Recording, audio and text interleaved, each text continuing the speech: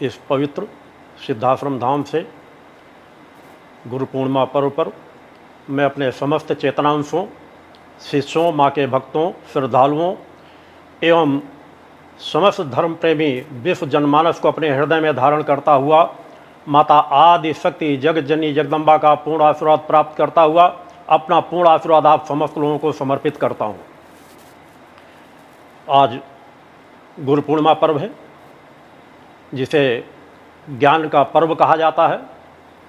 एक ऐसा पर्व जिस दिन आत्मा और परमात्मा के एकाकार का एक भाव उच्च स्तर पर होता है।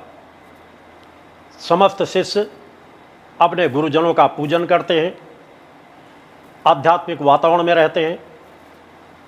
हर एक के अंदर एक इच्छा शक्ति होती है कि हमें हमारे गुरु का आशीर्वाद प्राप्त हो। मगर क्या इस दिन को हम वास्तविक स्वरूप से अपना पाते हैं? केवल गुरु का पूजन कर लेने मात्र से हम अपने आप को यदि तृप्त कर लेते हैं तो शायद ये मानव की बहुत बड़ी न्यूनता होगी। आज का दिन ज्ञान का दिन है, एक ऐसा दिन जो अंधकार से प्रकाश की ओर ले जाए। तो क्या हम स्वयं के अपने अंतःकरण में झांकने का प्रयास करते हैं? दीक्षा का तात्पर्य ही होता है गुरु की विचारों के अनुसार अपने आप को ढाल लेना। गुरु जिस प्रकार का जीवन जी करके आगे बढ़ा है, जिस तरह के जीवन जीने के लिए आपको बढ़ाना चाहता है, उसमें आपको जीवन को ढालते हुए बढ़ना है। शिक्षा कई प्रकार की हो सकती है। शिक्षा देने वाले भी गुरु होते हैं, दीक्षा देने वाले भी गुरु होते हैं। शिक्षा आपको ज्ञान की दी जाती है कि आपको क्या करना है, क्या नहीं करना, उसमें आप कुछ करते हैं नहीं करते, ये आपके ऊपर होता है। मगर जब हम किसी गुरु से दीक्षित हो जाते हैं उस समय पर हम संकल्पबद्ध हो जाते हैं। गुरु स्वयं संकल्पबद्ध होता है अपने शिष्यों को उस पथ की ओर ले जाने के लिए जिसमें उनका आत्म कल्याण हो सके, अंधकार से प्रकाश की ओर निकल सके। वह उस विचारधारा का पालन करके उनके जीवन को रूपांतरित कर सके। धीरे धीरे जीवन को उस पथ पे ढाल देना जिस पथ पर चल करके वास्तविकता में हम अपना आत्म कल्याण कर सकते हैं। अतः आज के दिन को मैं अनेकों वर्षों से केवल अपने गुरु पूजन कराने के लिए कभी मौका नहीं देता। आंशिक रूप से, प्रतीक रूप से थोड़ा मौका दिया जाता है। बाकी अपने शिष्यों को मैंने पहले से भी कह रखा है कि इस दिवस को साधना और सेवा दिवस के रूप में सदैव मनाएं। हमारा अधिक से अधिक समय आत्म कल्याण और जन कल्याण में गुजरना चाहिए। वैसे तो नित्य प्रति हमें वैसा जीवन जीना है, मगर कम से कम एक दिन को भी हम पूर्णता से जी करके देख लेंगे और फिर वैसा ही अनुसरण हम बाकी दिनों में करते रहेंगे तो हमारे जीवन में बहुत बड़ा परिवर्तन आता चला जाता है। अतः आज के दिन को हमें कुछ महत्वपूर्ण बातों पर जिन पर मैं आज पुनः इंगित कराना चाहूँगा। स्मरण अवश्य सभी शिष्यों को रखना चाहिए, सभी धर्म प्रेमी जनमानस को रखना चाहिए कि हम सदैव ध्यान रखें उन कुछ मूलभूत बातों पर कि आत्मा की अमरता और कर्म की प्रधानता। तो मूल ऐसे सत्य हैं जो हर काल में रहे और हर काल में रहेंगे। इसी आत्मा को लेकर हम अनेकों जीवन जी चुके हैं, इसी आत्मा को लेकर हमें अनेकों जन्म और जीना है। हमारे हर कर्म का फल हमें ही प्राप्त होना है, ना कि किसी दूसरे को प्राप्त होना है। अतः हमारे अच्छे बुरे कर्मों का जब फल हमें ही प्राप्त होना है तो हर मनुष्य सुख शांति समृद्धि चाहता है जीवन में, तो बस सत्कर्म करना प्रारंभ कर दो, गलत कर्मों से अपने आप को अलग हटा लो। अतः आत्मा की अमरता और कर्म की प्रधानता को सदैव यदि स्मरण करता है कोई, कभी वह गलत पथ पर नहीं जा सकता, कभी वह हिंसक प्रवृत्ति का नहीं बन सकता। इसलिए हमारा हिंदू धर्म कभी हिंसक नहीं है, क्योंकि हम उस सनातन पथ पर चलने वाले हैं जहां हमें आत्मा की अमरता और कर्म की प्रधानता का ज्ञान दिया जाता है। हमें प्रथम ज्ञान दिया जाता है कि हमारा आहार, विचार और व्यवहार कैसा हो। उन मूल बातों पर, आहार से ही शुद्धता की ओर हमें सदैव बढ़ाया जाता है कि हम 3 बातों पर सदैव ध्यान रखें। हमारा आहार कैसा है, हमारे विचार कैसे हैं और हमारा व्यवहार कैसा है। उस विचारधारा को लेकर के चले। फिर हमें प्रगट सत्ता से मांगना क्या है। हम जिस देवी देवता की आराधना करते हैं उनसे भक्ति, ज्ञान और आत्मशक्ति मांगे। भक्ति, ज्ञान और आत्मशक्ति में सब कुछ समाहित है और भक्ति, ज्ञान और आत्मशक्ति मांग करके हमें नशे मान से मुक्त चरित्रवान जीवन जीना है। जब हम नशे मान से मुक्त चरित्रवान जीवन जिएंगे तभी हम धर्म रक्षा, राष्ट्र रक्षा और मानवता की सेवा कर सकेंगे। हमें जीवन का कोई भी मोड़ आ जाए, कोई भी परिस्थिति आ जाए, धर्म, धैर्य और पुरुषार्थ का कभी भी किसी परिस्थिति पर त्याग ना करें। हम इस मूलभूत विचारधाराओं को लेकर के अपने जीवन में चलते हैं तो हमारे कदम सदैव सत्य पथ पर बढ़ते रहते हैं। वर्तमान समय बहुत ही ऐसी परिस्थिति का, ऐसे मोड़ का समय है जहां पर हर धर्म प्रेमी जनता को सजग होने की जरूरत है। सनातन धर्म के लोगों को सजग होने की जरूरत है, हिंदू धर्म के लोगों को सजग होने की जरूरत है, और जो भी अन्य धर्म के मानवतावादी लोग हैं उन्हें भी सजग होने की आवश्यकता है। एक ऐसा संघर्ष का काल चल रहा है, यदि हर नागरिक, हर धर्म प्रेमी व्यक्ति अपने कर्तव्य का पालन नहीं करेगा तो आज हमारा कर्म आने वाले भविष्य को प्रभावित करेगा। यदि हम अपने दायित्वों को सही तरीके से निर्वहन करते हैं तो हमारा भविष्य अच्छा बनता चला जाएगा, और यदि हमने छोटी भी वर्तमान काल में त्रुटि की तो हमारा आने वाला भविष्य, आने वाले बच्चों का भविष्य हम संघर्ष में डाल देंगे। अतः वर्तमान में सजग होने की जरूरत है। समाज किस मोड़ में जा रहा है? हम केवल घर में चुपचाप शांत होकर के पूजा पाठ करते रहें तो क्या इससे हम सबको शांति प्राप्त हो जाएगी? बहुमुखी विकास का चिंतन हमारे अंदर होना चाहिए। हर व्यक्ति शांति की तलाश में है, मगर शांति और संतोष कहाँ खो गया है? विचार करके देखो, पूरे विश्व जनमानस का आंकलन करके देखो, शांति और संतोष जैसे कहीं शब्द खो से गए हों। पूजा पाठ करने वाले लोग भी अशांत हैं, इसलिए कि हम मूल बातों पर ध्यान नहीं देते।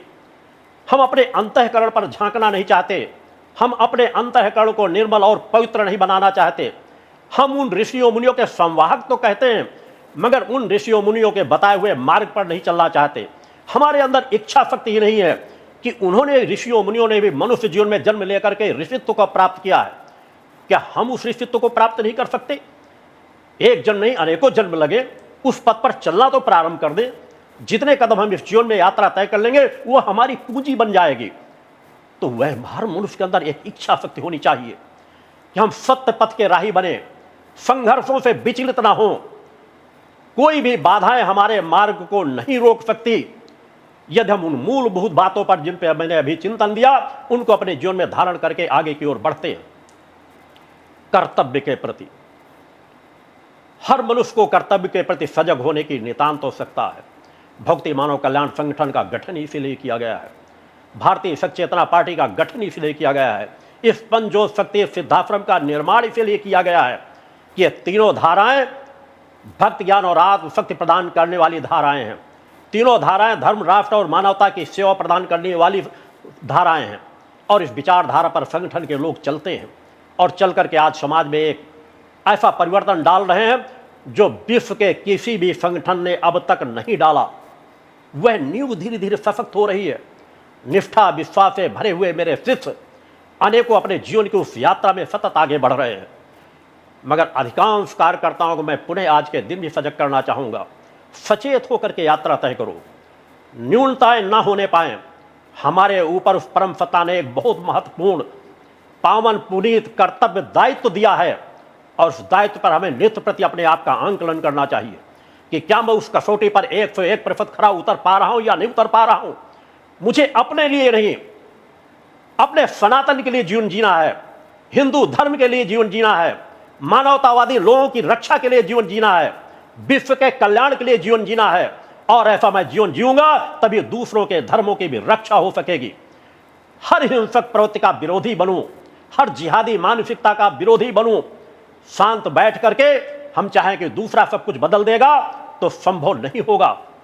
आज सब उस काल के ग्रास में ग्रसित होते जा रहे हैं। भय, भूख, भ्रष्टाचार, अनीति, अन्याय, अधर्म का साम्राज्य स्थापित है। इसी तरफ भी आंख उठा करके देख लो, किन राज सत्ताओं से तुम कामना करते हो, किन धर्म सत्ताओं से तुम कामना करते हो।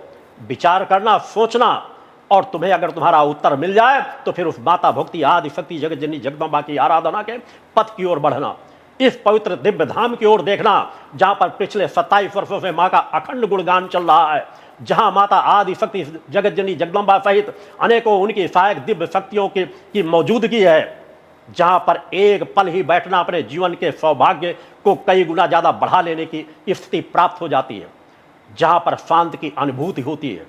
स्वयं इस स्थल पर आकर के देखो। आज के दिन को सेवा और साधना के पर्व के रूप में मनाओ। आज वर्तमान में सनातन संकट की ओर बढ़ता जा रहा है। एक ऐसा आवरण चारों तरफ से ढक चुका है हिंदू धर्म को, सनातन धर्म को। यदि हम उस आवरण को नहीं समझ सके, यदि हम उस पर सजग नहीं हो सके, तो आने वाला समय ना हमें माफ करेगा और आगे आने वाली हम अपनी पीढ़ियों को ऐसे संघर्ष के मोड़ में डाल देंगे कि उनको बचाने वाला फिर कोई नजर नहीं आएगा। अपने कर्तव्य का पालन करना सीखो। केवल इतने से नहीं कि मेरे बच्चे पढ़ करके डॉक्टर बन जाएं, इंजीनियर बन जाएं। उन्हें धर्म का ज्ञान दो, उन्हें पुरुषार्थी बनाओ, उन्हें परोपकारी बनाओ, साहसी बनाओ, पराक्रमी बनाओ। वो हिंसक न हो, मगर उन पर कोई हिंसा न कर सके और उनके रहते कोई दूसरे की हिंसा न कर सके, उतनी रक्षा करने की सामर्थ्य तो दो जो हमारे सनातन धर्म में सदा सदा रही है। हम उन देवी देवताओं की आराधना करते हैं जो दया, ममता, प्रेम, करुणा, वात्सल्य की खान हैं, मगर उनके हाथों में शस्त्र भी हैं, अस्त्र और शस्त्र भी हैं। हम उन देवी देवताओं की आराधना करते हैं कि जहां जरूरत पड़ती है अनियत, अन्याय, अधर्म के विरुद्ध हम संघर्ष करना भी जानते हैं। ये हमारे देव पुरुषों ने भी किया है, राम ने भी किया, कृष्ण ने किया, हमारे अनेकों अनेकों महापुरुषों ने किया है। जब भी संघर्ष की स्थिति आई है, हम लोगों ने जरूरत पड़ी है तो डट करके उसका सामना किया है। हम ऋषि पथ पर चलने वाले लोग हैं, धर्म के पथ पर चलने वाले लोग हैं, मगर हमारे हिंदू धर्म को जिस तरह से आज एक शिकंजे में कस दिया गया है, उसे अहिंसक कह करके हिंदू धर्म तो इस तरह का है, हिंदू धर्म तो ऐसा होना चाहिए, और इस तरह की शिक्षा के कौन लोग दे रहे हैं? वो कुकुरमुत्ते दे रहे हैं जिनको हिंदुत्व का ज्ञान ही नहीं है, जो अधर्मी अन्यायी है। नवरात्र के पर्वों पर भी मछली खा रहे हैं, मांस खा रहे हैं, बिरयानी खा रहे हैं। वो हिंदुत्व के लोगों को ज्ञान दे रहे हैं कि हिंदुत्व कैसा होना चाहिए। इसी तरह की भावनाओं में कसते हुए वो आज जिहादी मानसिकता के लोग चारों तरफ अपना शिकंजा कसते चले जा रहे हैं। मैं हिंदू मुसलमान की बात नहीं करता, मैं तो इस्लाम धर्म के लोगों को बार बार आह्वान करता हूं कि अपने इस्लाम धर्म की अगर रक्षा करना हो तो मानवतावादी इस्लाम धर्म के लोग जो तुम्हारे धर्म के नाम पर, ईसाई धर्म के नाम पे, मुस्लिम धर्म के नाम पर जिहादी बन चुके हैं और जिहादी बनकर हिंसक प्रवृत्ति का जीवन जी रहे हैं, उनका डट करके विरोध करो। यदि आज विरोध नहीं करोगे, मैंने एक लंबी यात्रा तक शांति से जीवन गुजारने का प्रयास किया है, मगर कहते हैं जब काल परिस्थिति ऐसे मोड़ पर ला करके खड़ा कर दें कि जहां पर ऐसी परिस्थिति आ जाए कि अब आपके पास पीछे जाने के कोई रास्ते नहीं बचे हैं, तो वहां डट करके सामना करना चाहिए। जो भी गलत हो उसमें, चाहे साधु, संत, सन्यासी हो, कोई भी हो, उन्हें भी उस रणभूमि में उतर करके खड़े होने की आवश्यकता है। आज हमारा धर्म चारों तरफ से जिहादी मानसिकता के लोगों से जकड़ा जा रहा है, हिंदुओं का शोषण हो रहा है, कत्लेआम हो रहा है। हम पूरे विश्व पटल को देखें, केवल हिंदुस्तान को लेकर के न देखें कि जिहादी मानसिकता के लोग, ईसाई धर्म के लोग पैसे के बल पर किस तरह धर्म परिवर्तन कर रहे हैं, जिहाद की भाषा बोलते हैं। आज देश के अनेकों लोग हमें हिंसक कहते हैं। राहुल गांधी जैसा व्यक्ति जिसके धर्म का ही ज्ञान नहीं, किस धर्म का है किस धर्म का नहीं है, वो व्यक्ति हिंदुओं को हिंसक कहता है और किस मंदिर पे कहता है? लोकतंत्र के उस मंदिर पर खड़ा होकर के कहता है, और उसके बाद भी देश की जनता जवाब नहीं देती। मैं उन शंकराचार्यों से पूछना चाहता हूं, किस सनातन के धर्म गुरु बनकर के आप उन पदों पर बैठे हो, बड़े बड़े छत्रों को लगा करके घूमते हो, एक आवाज तुम्हारे मुख से नहीं निकलती कि हिंदू धर्म को हिंसक धर्म कहा जा रहा है, हिंदुओं को किस तरह से गालियां दी जा रही हैं, हिंदुओं के सर कलम किए जा रहे हैं, जिहादी मानसिकता के नारे लगाए जा रहे हैं, और हम धर्म पे बैठ करके शांत चित्त होकर के बैठे। हम मार्गदर्शक हैं समाज के, हम सत्य का भी मार्गदर्शन करते हैं, और सत्य पर जब संकट आ जाए तो हम चेतना का संचार करने वाले मार्गदर्शक हैं कि हमारे समाज का शोषण ना हो सके, हमारे धर्म का शोषण ना हो सके। यह गलती पूर्व में हो चुकी है, इसीलिए सोमनाथ के मंदिर तोड़े गए।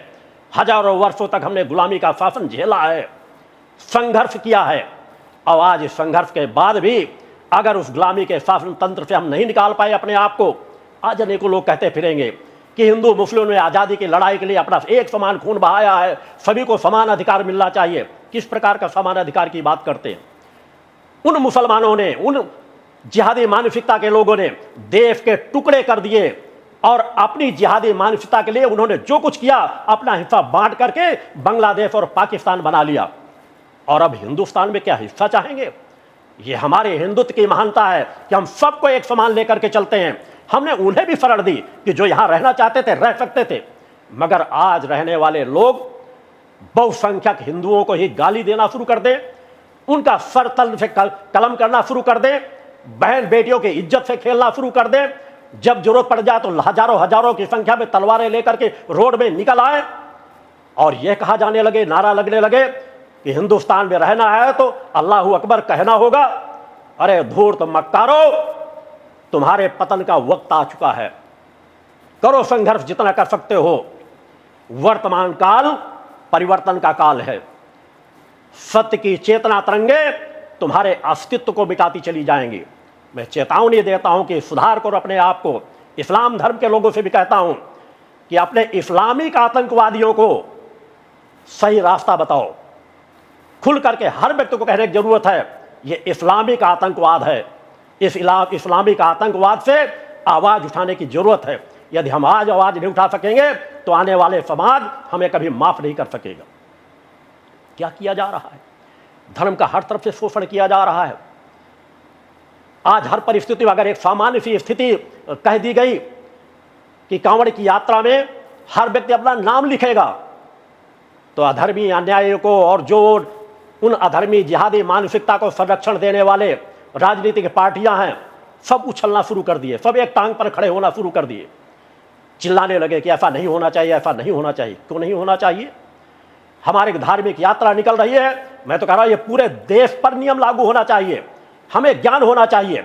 हम मानते हैं कि आज भी 25% हिंदू भी बिरयानी खाने पे आनंद उठाते हैं, मछली खाने का आनंद उठाते हैं, नवरात्रि पर्व पर खाते हैं। वो जाए जिनको जहाँ खाना हो, आप अपने नाम का बोर्ड लगाइए। हमें ज्ञान होना चाहिए। यदि हम शुद्धता, पवित्रता, सात्विकता का जीवन जीते हैं, जिस हिंदुत्व का ज्ञान हमें वो अधर्मी अन्याय देते हैं, तो हमारी शुद्धता, पवित्रता बरकरार रहनी चाहिए। हमें ज्ञान होना चाहिए कि जिस होटल पे हम जा रहे हैं उस होटल में काम करने वाले कर्मचारी मांस खाने वाले हैं या मांस परोसने वाले हैं, उनके बर्तनों पर क्या मांस पकाया जाता है या नहीं पकाया जाता, इसका ज्ञान हिंदुस्तान के लोगों को लेना आवश्यक है। इस दिशा में सरकार को कठोरता से कार्य करना चाहिए। किसी दबाव में नहीं आना चाहिए। हिंदू कब तक दबाव में जीवन जिएगा? और अब मैं तो आज भक्ति मानव कल्याण संगठन के हर कार्यकर्ता को निर्देशित करता हूं कि आज के बाद भारत माता की जब जय घोष का नारा लगाओ तो उस समय हिंदू राष्ट्र भारत माता की जय घोष बोलो। हिंदू राष्ट्र शब्द जोड़ो भारत माता के साथ कि हिंदू राष्ट्र भारत माता की जय शब्द करके हर बार जय घोष करो। क्यों नहीं? हमारा हिंदू राष्ट्र है। ये हमारा हिंदू राष्ट्र था, हिंदू राष्ट्र है और हिंदू राष्ट्र ही रहेगा। एक राष्ट्र को दे दिए अधर्मी अन्याय को, जिहादी मानसिकता के लोगों को। आज इस हिंदू राष्ट्र पर हमारा अधिकार है। हम जैसा चाहेंगे वो हिंदू राष्ट्र चलेगा। हम सभी जाति के लोग एक संगठित विचारधारा होकर चले। हम दूसरे धर्मों का सम्मान करते हैं। किसी भी धर्म के आधार पर हम किसी का विरोध नहीं करते, मगर दूसरे धर्म या हमारे धर्म का सम्मान करें। अगर सम्मान करना नहीं जानते तो उनके लिए बांग्लादेश और पाकिस्तान बना हुआ है। अगर उनके पूर्वजों ने कल गलतियां की है तो आज वो गलतियों को सुधार ले और उन देशों में जा सकते हैं। आज मैं सरकारों से भी कहना चाहता हूं कि सरकारें, अगर क्रेन में बैठी हुई भारतीय जनता पार्टी की सरकार अगर जनसंख्या नियंत्रण कानून नहीं ला पा रही तो मैं यही कहना चाहूंगा, शायद वह सबसे बड़ी दुर्भाग्यशाली सरकार होगी जो अपने इसी कर्म को यदि नहीं कर पाती तो जिंदगी भर पछताएगी, उसकी भरपाई नहीं कर पाएगी। वर्तमान में आवश्यकता है नागरिकता कानून लाना, जनसंख्या का नियंत्रण कानून लाना। इसमें सख्ती के साथ कदम उठाना चाहिए और भ्रष्टाचार पे रोक लगाना नितांत आवश्यक है। लोग कहते हैं बीजेपी की सरकार उत्तर प्रदेश में सफल क्यों नहीं हुई? सफल इसलिए नहीं हुई कि भ्रष्टाचार चरम सीमाओं पे है। हमने तुष्टीकरण की राजनीति करनी चाहिए। हम खुल करके हिंदुत्व की भाषा नहीं बोल सकते, बोल नहीं पाते, वैसा कार्य नहीं कर पाते। यदि वो ऐसा कार्य कर रहे होते तो आज शायद वो स्थिति ना होती जहां पर वो स्थिति हुई है। हम बोल नहीं पाते, डट करके उनका सामना नहीं कर पाते। हम शांत होकर के बैठ जाना पसंद करते हैं। और जो वास्तव में हमारे सनातन धर्म में कमियां हैं, जो मैं 2500 सालों से आवाज उठा रहा हूं कि हमारे धर्म ग्रंथों को उन अधर्मी अन्यायी धर्मगुरुओं ने जो दूसरों के चाटुकार थे, अनेकों ऐसी चीजें हमारे धर्म ग्रंथों में भर दी गई जिनका कोई हमारे धर्म से लेना देना नहीं। उन धर्म ग्रंथों का एक बार आंकलन होना चाहिए। और कोई भी चीजें ऐसी लिखी हुई है जिससे जातिता विद्रोह फैल रहा है या निरर्थक चीजें हैं, कहीं मांसाहार लिखा गया है, कहीं बल प्रथा को लिखा गया है, ऐसी चीज़ों को हटाए जाने की आवश्यकता है। उस दिशा में सुधार की जरूरत है। हमारे शंकराचार्यों को शायद इन मूलभूत बातों में देखने का समय ही नहीं है। हिंदू धर्म कहाँ जा रहा है इसके पास समय ही नहीं है। उनको तो उद्योगपतियों के शादियों में जाने से अपने आप को गौरवान्वित महसूस करते हैं। वहां पर बैठने पर उनको ऐसा लगता है कि जैसे हमने त्रिभुवन का सुख भोग लिया। धिक्कार है आप लोगों के पदों पर। आप सम्मानित पदों पर हो, आपका सम्मान है, मगर उस सम्मान को बरकरार रखना आपका भी कर्तव्य है। अगर वह उद्योगपति शादी करके अगर आपके चरणों पर उपस्थित होकर के आपके स्थान पर उपस्थित होकर आशीर्वाद लेने आते तो शायद सनातन को ज्यादा तृप्ति मिलती। आप तो कभी राम मंदिर पर आवाज उठाते हो, कभी किसी बात पे उठाते हो। आप यदि गलतियां करोगे तो आप पर कौन आवाज उठाएगा? कोई आवाज उठाए या ना उठाए, मेरे द्वारा आवाज जरूर उठाई जाएगी, क्योंकि मैं आत्मसिद्ध साधक हूं, उस जगत जननी का आराधक हूं। जिस जगत जननी की आराधना, उनकी कृपा से आज मैंने जिस स्थान को यहां पर निर्मित किया है, जिस स्थान पर रहकर दिन रात साधना रत रहता हूं, माता आदिशक्ति जगत जननी जगदम्बा की कृपा से ही मैंने विश्व अध्यात्म जगत को साधनात्मक तब्बल की चुनौती दी है। या तो मेरे साधनात्मक तब्बल को कोई झुका दे, अन्यथा मैं जो सत्य है वो सत्य सदा कहता रहा हूं, सत्य सदा कहता रहूंगा कि आप लोग सनातन धर्म के रक्षक बनकर के कार्य नहीं कर रहे हो। आप एक उस कांग्रेस पार्टी का समर्थन कर रहे हो जिस कांग्रेस पार्टी ने इस पूरे देश को 50 वर्ष तक लूटा है। आज भी भ्रमित किया जा रहा है, समाज को गलत दिशाओं में ले जाया जा रहा है, हिंसक प्रवृत्ति पैदा की जा रही है। जिहादी मानसिकता के लोग कुछ भी करें, उनके खिलाफ आवाज नहीं उठाई जाती। हिंदू धर्म के लोगों से अगर एक छोटी सी गलती हो जाए तो उसको इतना आकाश में उठा करके खड़े हो जाएंगे जैसे बहुत बड़ा अपराध हिंदू धर्म के लोगों ने कर दिया हो। इसलिए मैंने कहा, हिंदू धर्म के लोगों को, अपने बच्चों को ताकतवर बनाओ, सामर्थ्यवान बनाओ कि एक एक साधक 10-10 का सामना कर सके। ऐसी सामर्थ्य अपने बच्चों में दो। ज्ञान की भी सामर्थ्य हो, तन की सामर्थ्य हो, मन की भी सामर्थ्य हो, वह सामर्थ्य को पैदा करो। आध्यात्मिक शक्ति से भी परिपूर्ण हो, हम संस्कारवान बने, मगर हम इतने नपुंसक भी न बन जाएं कि हम एक तलवार देख करके डर करके अंदर घर के अंदर घुस जाएं। डट कर सामना करने की सामर्थ्य हमारे अंदर होनी चाहिए। आज हमारे शंकराचार्यों को सजग होने की जरूरत है। अभी मुक्तेश्वरानंद शंकराचार्य ने अभी जाकर के उद्धव ठाकरे को कि उनके साथ बहुत बड़ा अन्याय हो गया। अन्याय तो आप कर रहे हो शंकराचार्य के पद पर बैठ करके। जिस उद्धव ठाकरे ने अपने पिता के विचारों के साथ विश्वासघात किया हो, जिस उद्धव ठाकरे ने हिंदू धर्म के साथ विश्वासघात किया हो, उस कांग्रेस पार्टी से समर्थन लेकर के सरकार बनाई हो, उस कांग्रेस पार्टी का जिहादी मानसिकता के लोगों का साथ दे रहे हैं, जिनके लिए उनके पिताजी स्वयं कहते थे, जो हिंदू हृदय सम्राट थे, पूरा सनातन जिन पर नाच करता था, गर्व करता था, उनका कहना था कि यदि कांग्रेस पार्टी कभी ऐसे नौबत आई तो मैं अपनी पार्टी समाप्त कर दूंगा। आज हमारे शंकराचार्य ऐसे व्यक्ति का समर्थन करे जिसके रहते साधुओं को मारा गया, गिरा गिरा कर पिटाई की गई। पालघर की घटना कोई ना भूला होगा। तब काश अगर इतना शंकराचार्य द्वारा इतनी भी आवाज उठा दी जाती। उद्धव ठाकरे बिल्कुल दिशाहीन राजनीति कर रहे हैं। वो सनातन के द्रोही नहीं, अपने पिता के भी द्रोही हैं। और उनका समर्थन करने वाला मैं मानूंगा कि चाहे शंकराचार्य के पद पर बैठा हो, वो आत्मज्ञान से विहीन हैं। यदि आत्मज्ञानवान होते तो उनकी सोच कुछ दूसरी होती। आत्मज्ञान एक ऐसा ज्ञान होता है जिसमें सभी ग्रंथों का सार समाहित हो जाता है। आप दिशाहीन रास्ता तय कर रहे हो, समाज को गलत दिशा पर ले जा रहे हो। आज हिंदू देवी देवताओं पर जितना अपमानजनक टिप्पणी की जाती है, आप कभी आवाज नहीं उठाते हो। ढोंगियों पाखंडियों का जितना बड़ा साम्राज्य सनातन पर प्रवेश कर गया है, उन पे आप कभी आवाज नहीं उठाते हो।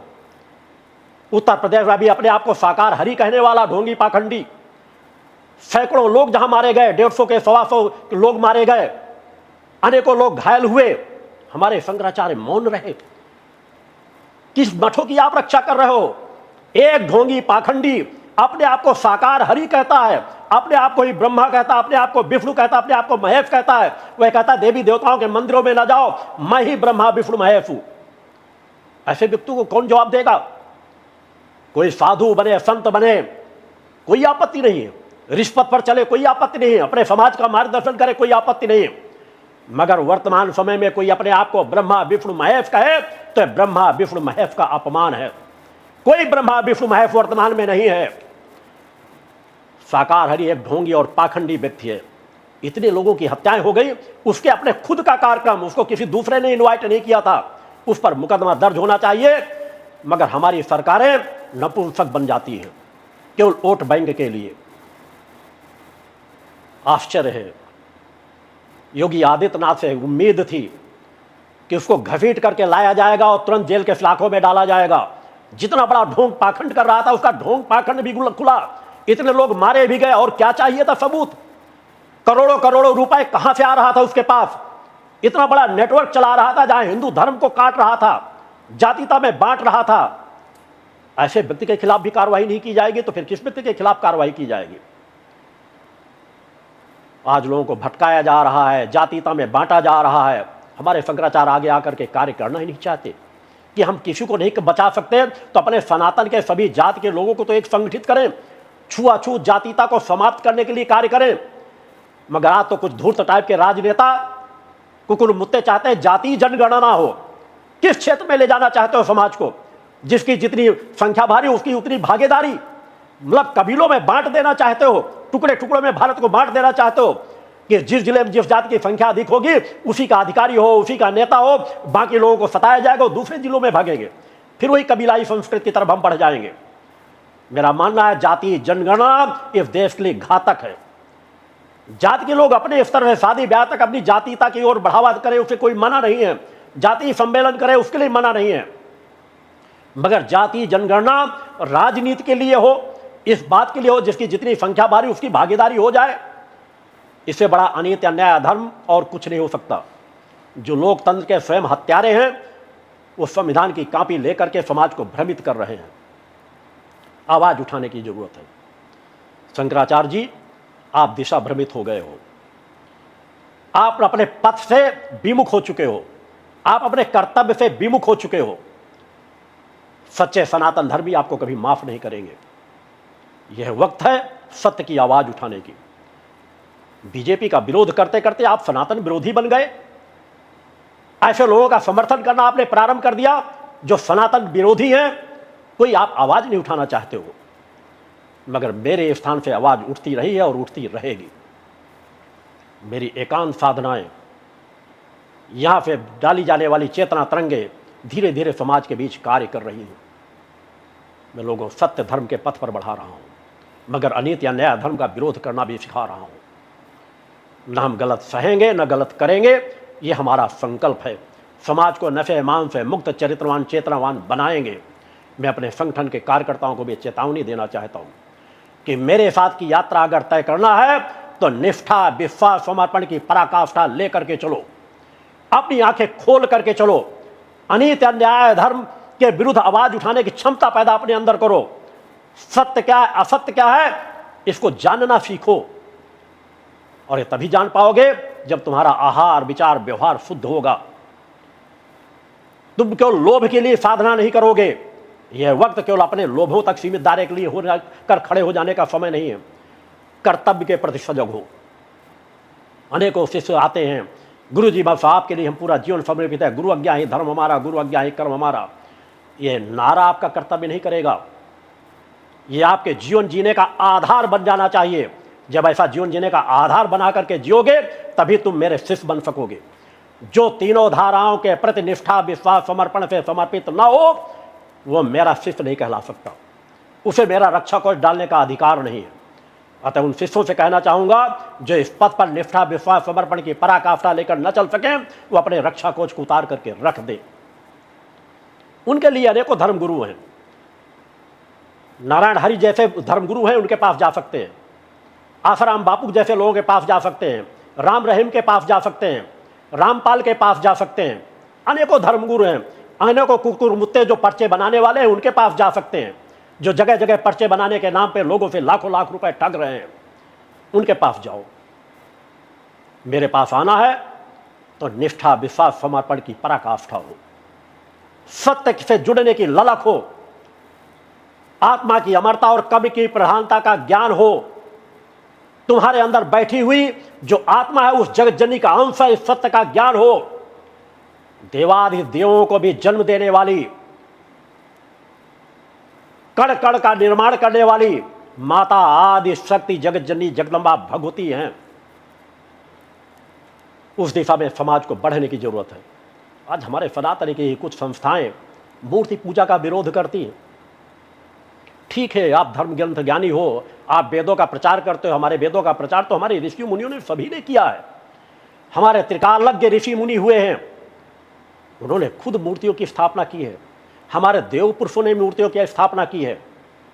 रामेश्वरम की स्थापना हो, या हम गौरी पूजन का माँ सीता के क्रमों को देख लें, राम के जीवन को देख लें, कृष्ण के जीवन को देख लें, जनक के जीवन का देख लें, दशरथ के जीवन के, ये उस काल के, हर काल के, द्वापर हो, त्रेता हो, किसी काल में मंदिर जगह जगह पर बनवाए जाते थे, मंदिरों की पूजा की जाती थी। अरे राक्षस लोग भी देवियों की साधनाएं करते थे, देवी देवताओं की साधना करके दिव्यता को हासिल करते थे, मगर केवल एक सीमित दायरे में। दयानंद सुरीत सरस्वती का सभी सम्मान करते हैं, वेद ज्ञानी थे, मगर काश वो आत्मज्ञानी होते। वेद ज्ञान का प्रचार कीजिए, अच्छी बात है, मगर हिंदू देवी देवताओं का अपमान मत कीजिए। देवी देवता नहीं होते अगर किसी उल्लू को दिन में न दिखाई दे तो इसका तात्पर्य ऐसा नहीं कि सूर्य का प्रकाश नहीं है। अतः देखने की क्षमता अपने अंदर पैदा करो, अन्यथा जो सम्मान मिलता है उस सम्मान का विरोध अवश्य होगा। आप कोई भी हो, कैसी संस्था क्यों न हो, कोई विरोध नहीं करेगा तो मैं विरोध अवश्य करूंगा। देवी देवता हमारी मूल है। हम अपने पेट को भरने के लिए कई प्रकार का भोजन कर सकते हैं, रोटी खा सकते हैं, सब्जियां खा सकते हैं, दाल खा सकते हैं, कोई भी चीज खा सकते हैं, चने चबा करके पेट भर सकते हैं, मगर मूर्ति पूजा जल के समान है। जिस तरह मानव जीवन को संचालित करने के लिए जल बिना कुछ भी उपयुक्त नहीं होगा, सब अधूरा होगा, पूर्ण नहीं हो सकता। हमारी मूर्ति पूजा उस तरह है। मूर्तियों का क्या कण कण में भगवान व्याप्त हैं, और जब हम उनका एक निर्धारित स्वरूप बनकर बनाकर उनमें प्राण प्रतिष्ठा कर देते हैं तो चेतनावान हो उठती है। हमारी मूर्ति पूजाओं की आराधना कर करके ही हमारे ऋषियों मुनियों ने त्रिकालज्ञ बने हैं। दूसरे लोगों की रचना करने की भी सामर्थ्य रखते थे। उन्हीं ने ही बताया है कि कितने लोक हैं, अनेकों लोक मौजूद हैं, अनेकों ब्रह्मांड है, अनेकों ब्रह्मा विष्णु महेश हैं। आज ये ज्ञान में विस्तार से भी उस क्षेत्र में आज जाना नहीं चाहता हूं, समय का भी अभाव होता है। मगर जिस किसी को भी इस अज्ञानता से निकलना हो, कभी भी इस स्थान में स्वागत है, आ सकते हैं। वो कोई किसी भी संस्था के लोग हों, उन्हें सम्मान के साथ स्थान दिया जाएगा। मैं अपने व्यस्ततम समय से भी समय निकाल करके उनके पास समय जरूर दूंगा उनको, कि वो अपनी जिज्ञासाओं को शांत कर सके। अतः एक पक्षी साधना के लिए समाज को मत प्रेरित करो, समाज को दिशाहीन मत करो। ढोंगियों पाखंडियों से समाज को बचाने की जरूरत है। अभी हाल में देखा गया प्रभु श्री राम के यहाँ ये अज्ञानता कहलाती है। हो सकता है मुझसे जुड़े भी अनेकों लोग उसी विचारधारा को समर्थन कर दिए हों कि प्रभु श्री राम के दरबार में कलाकारों की क्या जरूरत है, जादूगरों की क्या जरूरत है। जादूगर चमत्कार दिखाने गए, राम से बढ़कर के जादूगर कौन होगा। ये कला का अपमान किया गया है राम के दरबार में। जादूगर क्या करने गए थे, वहां शास्त्रीय संगीत भी कराया जा रहा है, सब कुछ कराया जा रहा है। मंदिर के अंदर नहीं था, मंदिर के प्रांगण में उनका तो सम्मान होना चाहिए। जादूगर आकर के अगर प्रभु श्री राम के, वो हमारे लिए देव पुरुष भी हैं और राजा राम भी हैं, राम के दरबार में अगर कोई कला दिखाने आ रहा है और कह करके कि मैं ढोंग पाखंड नहीं कर रहा हूं, विज्ञान का साथ लेकर के चमत्कार दिखाकर, जादूगरी दिखाकर समाज को बताना चाहता हूं कि आज इसी तरह के जादूगर के गरी को दिखा करके अनेकों लोग ढोंगी पाखंडी समाज को किस तरह दिशा भ्रमित कर रहे हैं। सोचने का फर्क होता है। मेरा मानना है उन कलाकारों को सम्मान देना चाहिए था, और यदि वो पर्यटक को बढ़ावा दे, पर्यटन को बढ़ावा देने के लिए कर रहे हैं तो गलत है। मगर राम के दरबार में इस तरह के आयोजन होने चाहिए जो शुद्धता, सात्विकता, पवित्रता के न हो, अश्लीलता के न हो। इस तरह के एक नहीं अनेकों कार्यक्रम होने चाहिए। राम के दरबार में नहीं हो तो और कहाँ होंगे। कलाकार, देश भर के कलाकार आए थे, दूसरे देशों से कलाकार आए थे, वो जादूगरी दिखाना चाहते थे। अरे प्रभु श्री राम को उनके माता पिता ने जादूगरी दिखाई होगी। हर माता पिता अपने बच्चों को बहलाने के लिए, खिलाने के लिए कई बार एक हाथ से लेकर दूसरी चीज दूसरे हाथ लेकर गायब करके दिखाते हैं और बच्चों को हंसाते हैं। प्रभु राम तो इससे प्रसन्न होते कि मेरे दरबार में आकर जादूगरी के लोग अपनी कला को और निखार रहे हैं।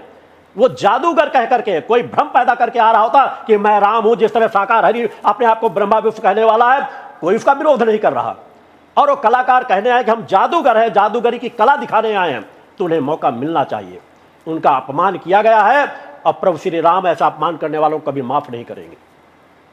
सत्य को समझो, एक कला है, उस कला हर काल में रही है। राम के भी काल में रही, कृष्ण के भी काल में रही है, मायावी काल के काल में भी रही है, जब मायावी रहा करते थे। मगर ये तो मायावी बन करके नहीं आए थे, सम्मान के साथ आए थे, सम्मान के साथ अपनी कला का प्रदर्शन करने आए थे। समाज देखता है कि किस तरह के विज्ञान का सहारा लेकर के क्या क्या दृश्य दिखाए जा सकते हैं, क्या सत्य है क्या असत्य है। मेरा मानना प्रभु श्री राम के क्रमों में ऐसा होना चाहिए, मगर हमारे शंकराचार्यों ने विरोध करना शुरू कर दिया। प्रभु राम के चरणों में रहने वाले अनेकों कुछ साधु संतों ने भी विरोध करना शुरू कर दिया। पता नहीं सोच क्या हो गई है।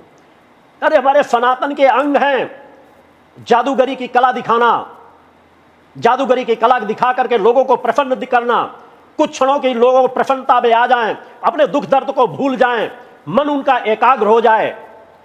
अतः अपनी सोचों को बदलो सनातन धर्मियों, बड़े बड़े मठों में बैठने वाले मठाधीशों, हमारे धर्म के रक्षक कहने वाले हमारे शंकराचार्यों, सोच को पैदा करो, सही विचारधारा को पैदा करो, समाज को संगठित करो, हिंदू समाज को जातीयता में मत बंटने दो, छुआछूत को मत बढ़ावा दो। उस दिशा में चलोगे तभी समाज का कल्याण हो सकेगा। एक विचारधारा का जीवन जियो।